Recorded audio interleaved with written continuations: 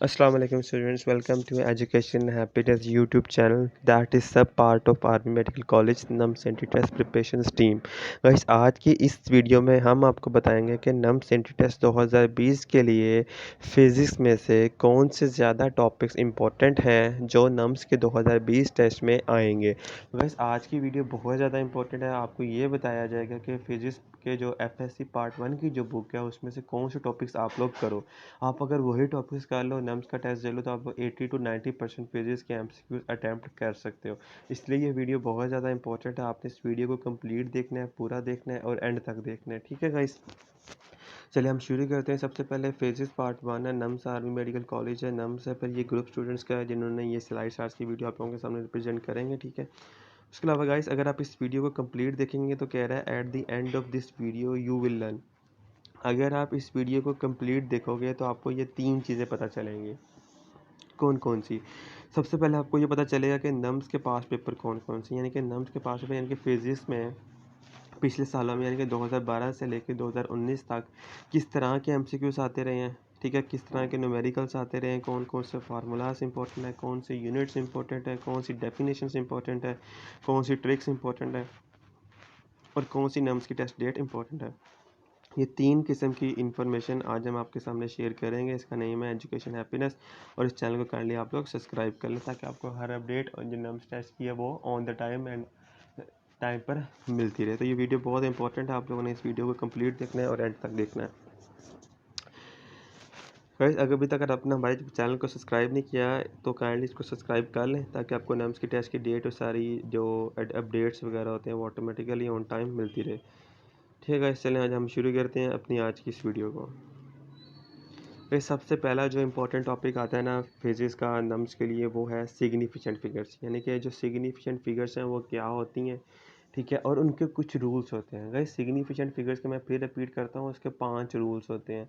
उन रूल्स की बेसिस पे आप लोग जो सा होता है किसी भी नंबर को उसको हम लोग जो सा है वो उसको यानी कि राउंड ऑफ कर सकते हैं, उसको यूज़ कर सकते हैं। तो सिग्निफिकेंट फिगर्स क्या होती हैं, उनके कौन कौन से रूल्स होते हैं, ये मैं आज आपको सामने शेयर करूंगा। ठीक है वैसे तो ये हमने पहली स्लाइड आपके सामने शेयर करता हूँ, लेकिन अगर हम ये रेक्टेंगल बॉक्स के अंदर पढ़ें क्या लिखा हुआ है, कह रहा है कि नम्स के पास पेपर है इस स्लाइड के अंदर, इन वीडियोज़ के अंदर 2014 से लेकर 2019 तक और सोल्ड है। तो आप लोगों ने लिसन केयरफुली, तो जो स्लाइड्स हैं इनके अंदर इतनी इन्फॉर्मेशन मेंशन नहीं है। जो मैं आपको चीज़ें बताऊंगा वो बहुत ज़्यादा इंपॉर्टेंट है, इसलिए आप लोगों ने ये नहीं करना कि 2-3 स्लाइड्स देख के छोड़ दिया। आपने वीडियो को कंप्लीट देखना, जो चीज़ें मैं बताऊंगा आप लोगों ने उसे ध्यान से और केयरफुली सुनते जाना है। ठीक है, इसलिए लिखा गया है कि नम्स के पास पेपर इस वीडियोस के अंदर होंगे। आप लोगों ने जो चीज़ें मैं बताऊंगा आप लोगों ने ध्यान से इस पूरा सुनना है, इस वीडियो को एंड तक देखना है इस वीडियो को, और हर चीज़ को आपने केयरफुली ध्यान से सुनना है। फिर ये आपको आइडिया होगा कि नम्स का टेस्ट 2020 का कैसा होगा फिजिक्स के लिए। वैसे कह रहा था सिग्निफिकेंट फिगर्स, सबसे पहला सिग्निफिकेंट फिगर्स है, इस टॉपिक हम पढ़ते हैं। कह रहा था significant figures of a number written in positional notation are digits that carry meaningful contribution to its measurement resolutions.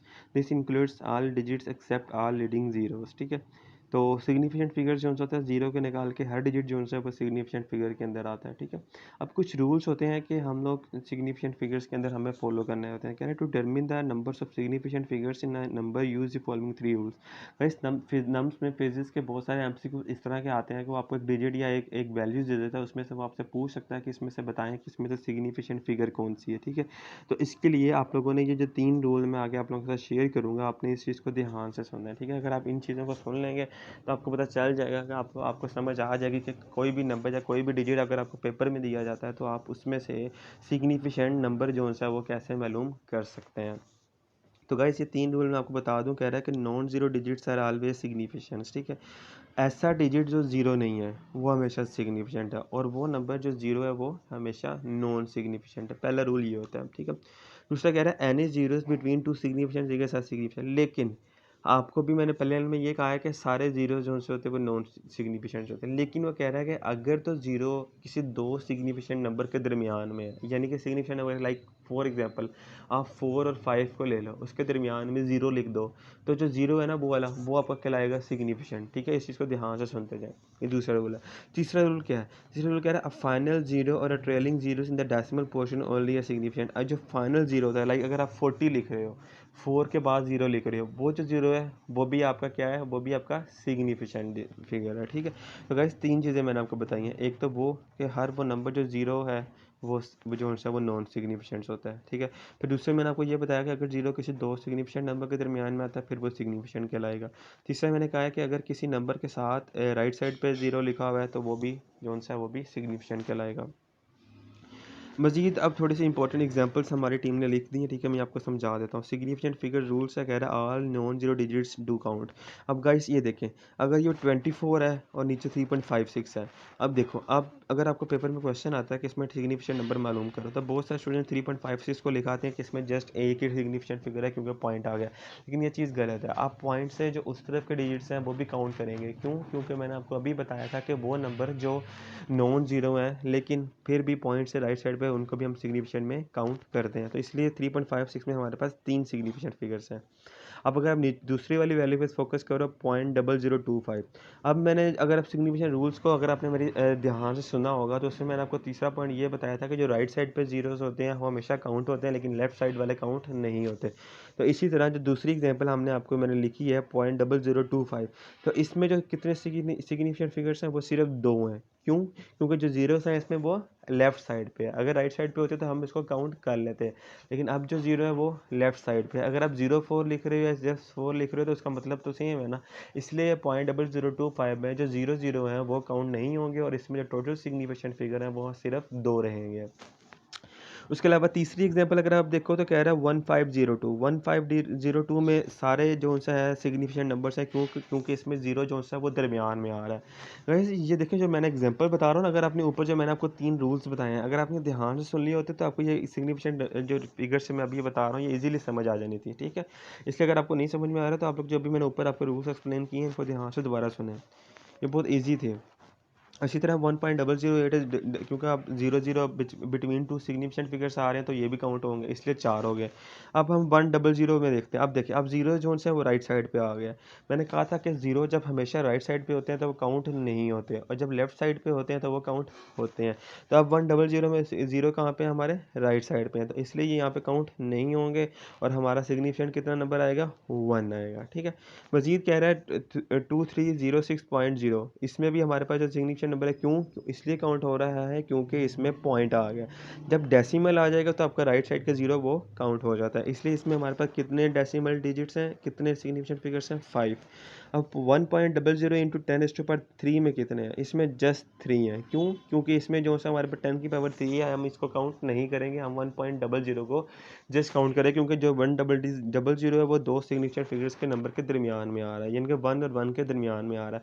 तो 2 और 1 कितने हो गए टोटल, 3। हमारे पास 3 सिग्निफिकेंट फिगर्स है गाइस। तो इस तरह से हम लोग सिग्निफिकेंट फिगर्स के रूल्स और उनकी एग्जांपल्स को एक्सप्लेन करते हैं। इसी तरह नम्स के पेपर में आपको कोई एग्जांपल दे सकते हैं पेपर में और वो आप लोगों से पूछ सकता है कि बताएं इसमें कितने सिग्निफिकेंट नंबर जो है वो इस्तेमाल हो रहे हैं। उसके बाद गाइस अब हम चलते हैं अपनी नेक्स्ट स्लाइड्स की तरफ। ये भी बहुत ज़्यादा इंपॉर्टेंट है। एक और मैंने आप लोगों के साथ एग्जांपल शेयर कर देता हूँ। देखिए, आप अगर 600021 को 0.00771 से मल्टीप्लाई करें तो इसमें कितने सिग्निफिकेंट फिगर्स हैं, इसमें जस्ट 2। क्यों? क्योंकि देखें 00 कहाँ पे आ रहे हैं, लेफ्ट साइड पे, तो 71 कितने हो गए सिर्फ, यानी कि 2 सिग्निफिकेंट फिगर्स हैं। अब जब हमने इसको मल्टीप्लाई किया तो इसका आंसर देखें तो इसमें भी जस्ट 2 सिग्निफिकेंट नंबर आ रहे हैं। इसी तरह गाइस अगर हम दूसरी एग्जांपल देखें उसमें भी 2 डिजिट्स हैं। आप उनके आंसर चेक कर लें, उसमें से वेरीफाई हो जाता है कि 2 डिजिट्स आ रहे हैं सिर्फ। इसी तरह तीसरी एग्जांपल देखें उसमें भी 2 सिग्निफिकेंट फिगर्स हैं और उसका आंसर देख रहे हैं, उससे भी पता चल रहा है कि इसमें जस्ट 2 सिग्निफिकेंट फिगर्स होंगे। वह इस तरह से सिग्निफिकेंट फिगर्स को हम लोग बेसिकली एक्सप्लेन करते हैं। अब हम चलते हैं कि जो वेक्टर्स होते हैं इनकी कौन कौन सी टाइप्स होती हैं। हमारे पास जो वेक्टर्स होता है बेसिकली 10 टाइप्स के वेक्टर्स होते हैं। Zero vector, unit vector, position vector, coinitial vector, like and unlike, coplanar, collinear, equal. Guys आप लोगों को सब वेक्टर्स की डेफिनेशन आती होगी, लेकिन जो इसमें सबसे ज़्यादा जो इंपॉर्टेंट है और थोड़ा सा डिफरेंट है वो है कोप्लेनर। तो मैं आपको कोप्लेनर वेक्टर जो सा है या कोलिनियर जो वेक्टर्स हैं ये दोनों इंपॉर्टेंट है। आप लोगों को होपफुली शायद ना आते हो तो मैं आपको एक्सप्लेन कर देता हूँ। जो हमारे पास कोप्लेनर वेक्टर्स है, this are all the vectors this are the vectors which lie on the same plane. ठीक है, कोप्लेनर वेक्टर्स ऐसे वेक्टर्स होते हैं जिसमें दो या दो से ज़्यादा वेक्टर्स होते हैं और वो एक सेम प्लेन पे लाई करते हैं। प्लेन का मतलब होता है कि एक सेम एरिया पे लाई करते हैं, इसलिए हम उनको कोप्लेनर बोलते हैं। ठीक है, को का मतलब होता है सेम, प्लेनर का मतलब है प्लेन यानी कि जिनका सेम प्लेन है। This are the vectors which are parallel to same the same line, we can always find in a plane any two random vectors which are coplanar. और collinear vectors coplanar कह रहा है कि जो collinear vectors होते हैं क्या वो कोप्लेनर भी होते हैं, तो मैं आपको चीज़ बता देता हूँ। Vectors parallel to same plane और lie on the same plane are called coplanar. Coplanar तो ये होते हैं, लेकिन if two vectors lie along the same line when they are known as collinear vectors. If the two vectors are parallel to X Y plane और any plane then they are coplanar. तो coplanar की शर्त बता दी है कि हर वो vector जो अगर वो सेम प्लेन पे है और उनका जो सा कोलिनियर वेक्टर्स हैं वो, तो उस केस में हम उसको ये कह सकते हैं कि वो कोप्लेनर है। अगर उनके जो पैरेलल हैं वो अपने एक्स वाई प्लेन के साथ, तो फिर हम उसे कहेंगे कि कोलिनियर भी कोप्लेनर है। तो ये इंपॉर्टेंट पैराग्राफ था, इसमें से एमसीक्यूज आ सकते हैं। मजीद इसमें कह रहा था कि रेजोल्यूशन ऑफ वेक्टर्स क्या होता है। इस रेजोल्यूशन ऑफ वेक्टर्स एक इंपॉर्टेंट टॉपिक है जो आप लोगों की फिजिक्स पार्ट 1 में chapter number scalar and vectors यानी कि सेकंड चैप्टर के अंदर मौजूद है।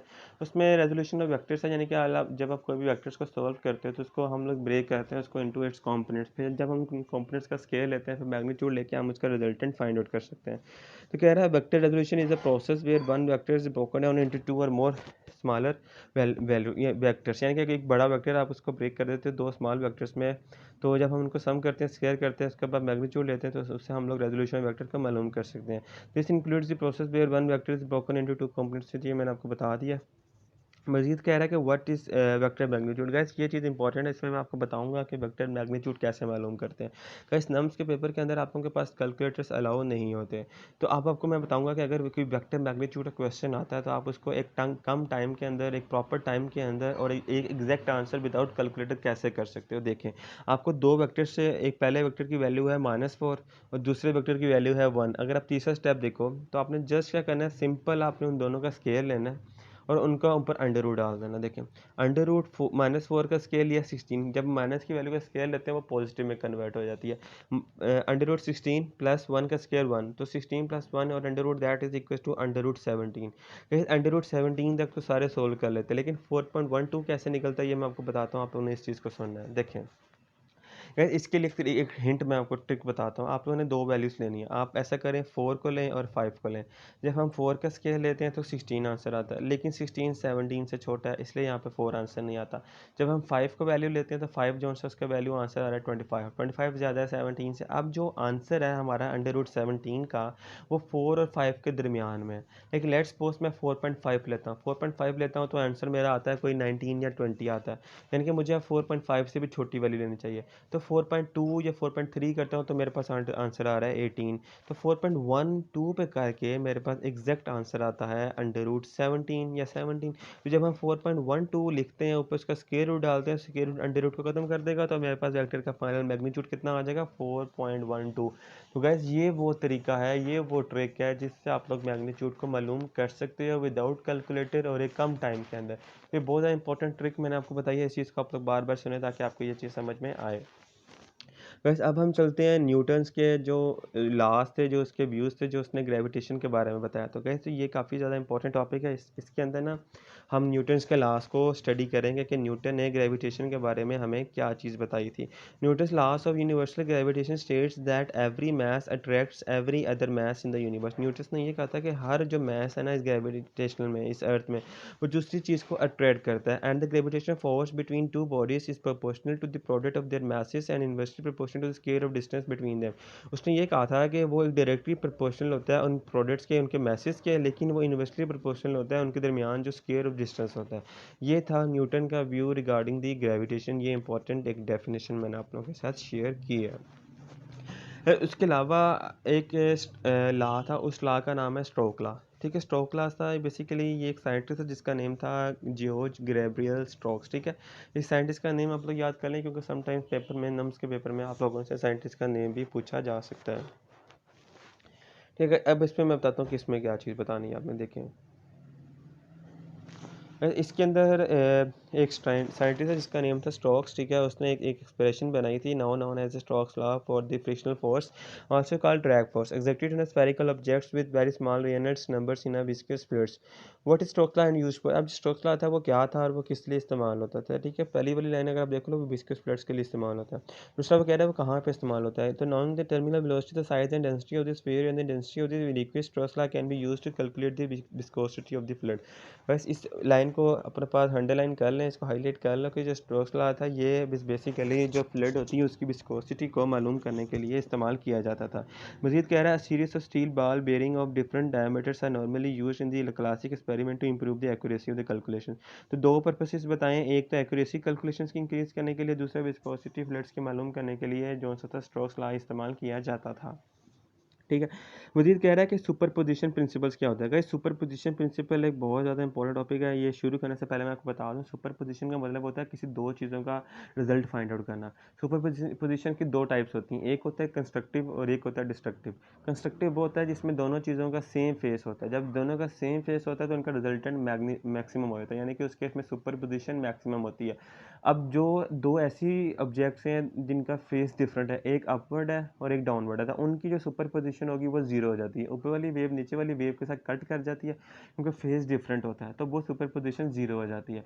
तो ये थोड़ा सुपर पोजिशन का कंसेप्ट है। अब मजीद मैं बताऊँ, कह रहा है superposition principle also known as a superposition property states that for all linear system that net response caused by two or more stimuli is the sum of the responses that would have been caused by each stimuli individually. What is the concept of superposition? The replacement of one thing above on top of another. The principle used to determine whether one sedimentary rock is older than another is very simple. It is known as the laws of superposition. थोड़ा सा superposition के बारे में आपको बताया था। मजीद इसमें कह रहा है colour code for carbon resistance. वैसे ये थोड़ी सी इंपॉर्टेंट स्लाइड्स है। इसके अंदर जो रजिस्टर होता है जो करंट को अपोज करता है उसमें डिफरेंट टाइप के रजिस्टर्स होते हैं।